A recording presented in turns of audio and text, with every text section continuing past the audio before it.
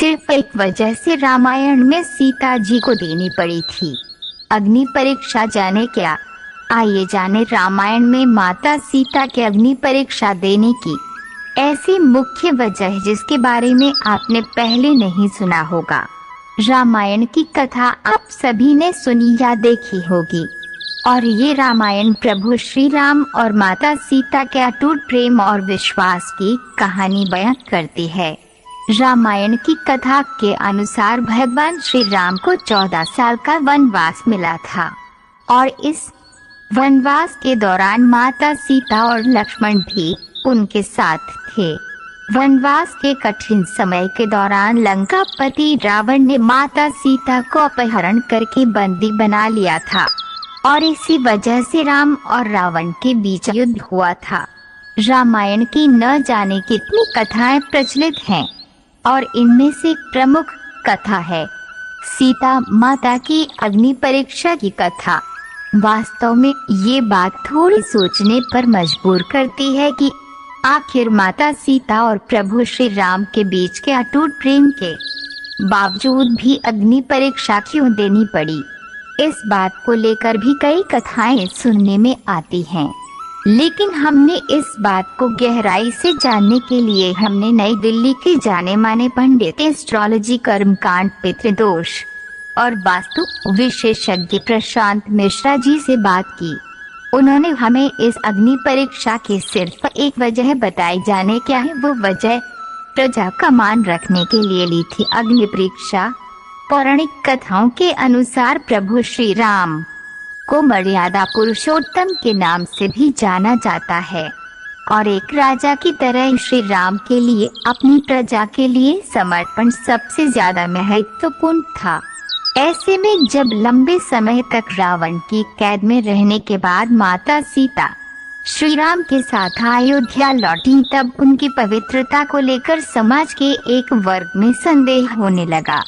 इस पर एक वृद्धा ने उन पर कटाक्ष करते हुए ये भी कहा कि ये भले कैसे मर्यादा पुरुषोत्तम हैं, जो ऐसी माता सीता को अयोध्या वापस ले आए जो अब तक रावण के पास थी, और उनकी पवित्रता का कोई प्रमाण ही नहीं है।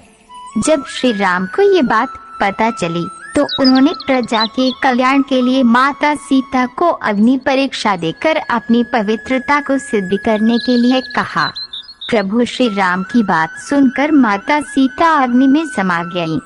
पंडित प्रशांत मिश्रा जी बताते हैं कि पद्म पुराण के अनुसार रामायण में एक नहीं बल्कि 2 सीता थी, पहली असली और दूसरी माया की सीता।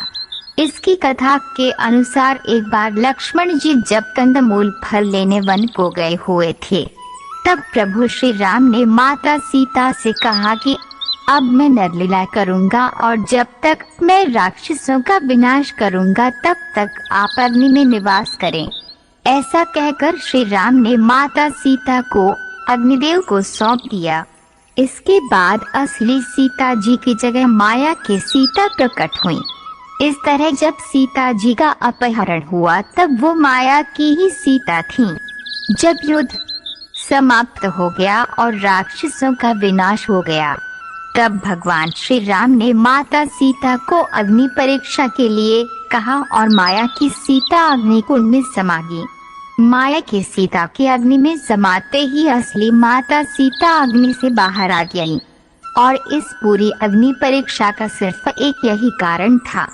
पद्म पुराण की कथाओं के अनुसार असली माता सीता को कोई अग्नि परीक्षा नहीं देनी पड़ी थी, और न ही उन्हें वनवास जाना पड़ा था। भगवान राम भी माता सीता के इन दोनों रूपों के बारे में जानते थे, क्योंकि ये उन्हीं के द्वारा रचित थे। माता सीता अग्निदेव की पूजा करती थी, और त्रेता युग में ये धारणा थी कि अगर कोई व्यक्ति सच्चा है तो उसे अग्नि कोई नुकसान नहीं पहुंचा सकती है।